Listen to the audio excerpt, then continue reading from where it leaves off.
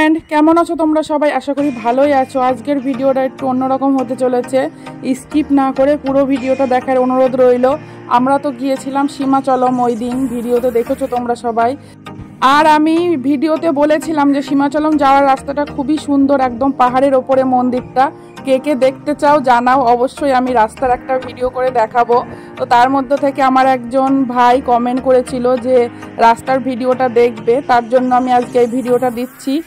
এখান থেকে শুরু হলো রাস্তা, আর এটা হচ্ছে মন্দিরে যাওয়ার রাস্তা। ওখানে একটাই মন্দির আছে পাহাড়ের ওপরে, আর অন্য কোনো জায়গা নেই। আর এখানকার বিখ্যাত মন্দির এটা, সেটা তো আগেও বলেছি তোমাদেরকে। ভাইজাগের একটা বিখ্যাত মন্দির, এখানে সবাই এই দেবতাকে খুব মানে। আমার চ্যানেলে অলরেডি সীমাচলম মন্দিরের একটা ভিডিও দেওয়া আছে, কেউ যদি দেখতে চাও অবশ্যই দেখে নিও, খুব ভালো লাগবে ভিডিওটা। কেউ যদি চাও বাসে অটোতে করেও যেতে পারবে। আমি যে গেটটা দেখালাম ওই গেটের ওখানে কিন্তু বাস অটো সব পাওয়া যায়, একদম ডাইরেক্ট মন্দিরে নিয়ে যাবে। আর মন্দির থেকে নিচেই আসার জন্য বাস পাওয়া যায়, আধা ঘন্টা পর পর বাস। আমরা তো ভেবেছিলাম প্রথমে বাসে যাব, কারণ পাহাড়ি রাস্তা কতটা খারাপ হবে ধারণা ছিল না, আমরা কোনোদিনও আগে গিয়েছিলাম না। তো ওই জন্য ভেবেছিলাম নিচেই গাড়ি পার্কিং করে বাসে কিংবা অটোতে করে চলে যাব। কিন্তু আমার হাজব্যান্ড নেটে আগে থেকেই ভিডিও দেখে নিয়েছিল, দেখে বলেছিল যে না, যেতে পারবো, কোনো সমস্যা হবে না, রাস্তা অতটা খারাপ না। তার জন্য গাড়ি নিয়েই চলে এসেছি আমরা। আর পাহাড়ি রাস্তায় গাড়ি চালানো একটু টাফই হয়। আমরা তো যেখানে থাকি সেখানে পাহাড় হয়, একটু আধটু আমার হাজব্যান্ড চালাতে পারে, কিন্তু বেশি খারাপ রাস্তা হলে তখন একটু ভয়ও লাগে। পাহাড়ি রাস্তার খুব খারাপ একটা অভিজ্ঞতা আমাদের সাথে হয়েছিল, তার জন্য একটু ভয়তেই ছিলাম আমি। আমরা যখন ফার্স্ট ভাইজাকে আসি, একটা জায়গায় ঘুরতে গিয়েছিলাম, পাহাড়ের নিচে একটা সমুদ্র ছিল, সেখানে গিয়েছিলাম ঘুরতে। নিচে নেমে তো গিয়েছিলাম, কিন্তু ওঠার সময় মানে উঠতে যাব কি হয়েছে, গাড়ি সামনে যাবে কি হড়হড় করে পেছনে চলে যাচ্ছিল।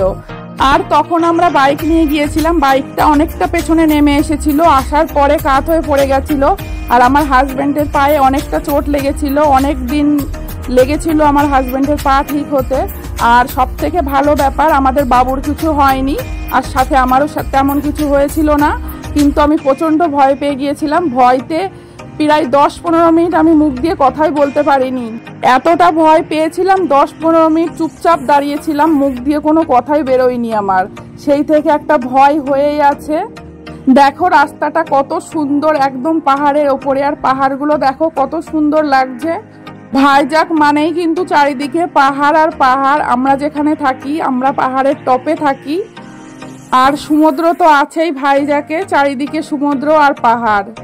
যারা পাহাড় এবং সমুদ্র দেখতে ভালোবাসো অবশ্যই ভাইজাগে এসে ঘুরে যেও। আর ভাইজাগ জায়গাটা কিন্তু খুব সুন্দর, আর প্রচুর ঘোরার জায়গা আছে, তোমরা ঘুরে কমপ্লিট করতে পারবে না, এত ঘোরার জায়গা আছে ভাইজাগে।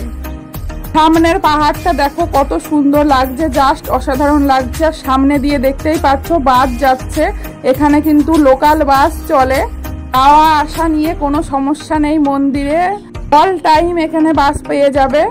আজকের পরিবেশটাও একদম খুব ভালো, আকাশে দেখো একদম ঝকমক করছে সূর্য।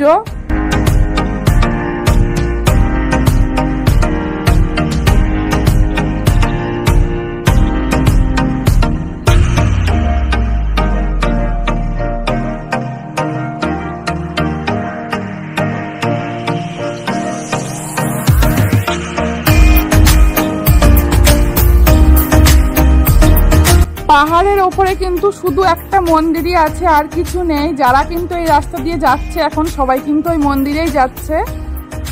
দেখো কত ভিড় রাস্তায়, কত মানুষ যাচ্ছে মন্দিরে দর্শন করতে।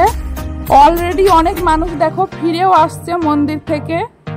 আমার তো একবারে গিয়ে মন ভরেনি, আবার যাব মন্দিরে খুব তাড়াতাড়ি। এবার যাব যখন একটু বৃষ্টি হবে, ঠান্ডা পড়বে, তখন যাব, কারণ প্রচন্ড গরম ছিল। মন্দিরে গিয়ে সেদিন অনেক কষ্ট হয়েছিল। কেমন লাগবে জানি না আজকের ভিডিওটা একটু অন্যরকম হতে চলেছে, পুরোই রাস্তার ভিডিও। কেমন লাগলো অবশ্যই জানিও, খারাপ লাগলেও জানিও। নিচে থেকে মন্দির পর্যন্ত পুরো 7 কিলোমিটার রাস্তা, পুরোটা তো দেখানো সম্ভব না, একটু একটু করে দেখালাম, কারণ অনেক বড় হয়ে যাবে পুরোটা দেখাতে গেলে।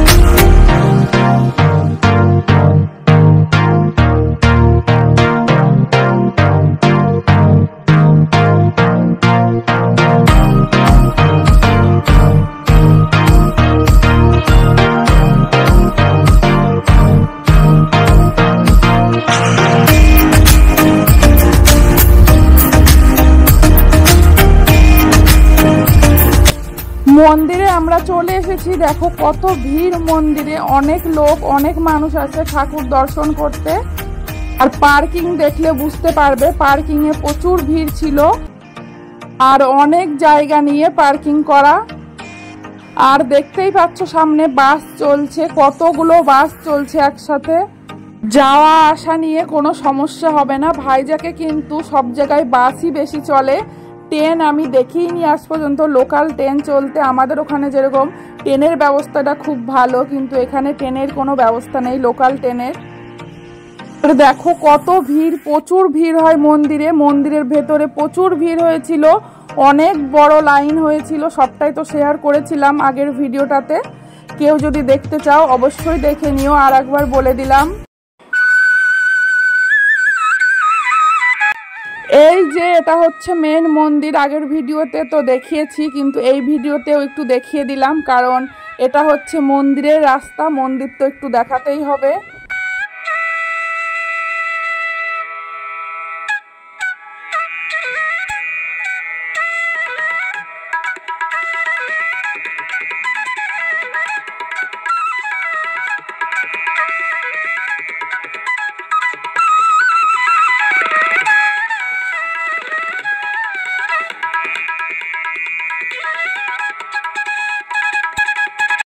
এটা হচ্ছে যাবার সময়ের ভিডিও। আমরা তো পাহাড়ের ওপরে থাকি, পাহাড় সব সময় দেখি, আমাদের অতটা ভালো লাগে না এখন আর পাহাড় সমুদ্র, কারণ অনেক বছর ধরে পাহাড় সমুদ্র দেখে দেখে এখন মনে হয় নর্মাল ব্যাপার। যারা প্রথমবার আসবে তাদের খুবই ভালো লাগবে, আমরা তো রেগুলার দেখছি, তার জন্য এখন আর ভালো লাগে না দেখতে। আগে তো সপ্তাহে একদিন করে হলেও সমুদ্রে যেতাম ঘুরতে, এখন আর তাও যায় না, কারণ ভালো লাগে না। এক জিনিস কতবার দেখবো। আগে তো রেগুলার আমরা যখন বোম্বে ছিলাম একদম কোয়ার্টারের পাশেই ছিল সমুদ্র, মানে কোয়ার্টার থেকেই দেখা যেত, রেগুলার যেতাম, বিকালবেলা বসে থাকতাম। কিন্তু এখন যেখানে আছি সেখানেও কিন্তু একদম পাশে সমুদ্র, আমরা আর যাই না, যাই খুব কম। অনেক বক বক করে ফেললাম হয়তো। কেমন লাগলো ভিডিওটা অবশ্যই জানিও, ভালো লাগলেও জানিও, খারাপ লাগলেও জানিও। একদম মন থেকে কমেন্ট করো, কেউ মন রাখার জন্য কমেন্ট করো না। খারাপ কিছু বললে আরো বেশি খুশি হব, কারণ তোমরা যদি খারাপটা কিংবা ভুলটা ধরে দাও তাহলে পরবর্তীতে আমি সেই জায়গাটা ঠিক করে নিতে পারবো। আর যারা এখনো আমার ভিডিওটা দেখছো অনেক ধন্যবাদ, মন থেকে অনেক ভালোবাসা। Thank you for watching my video.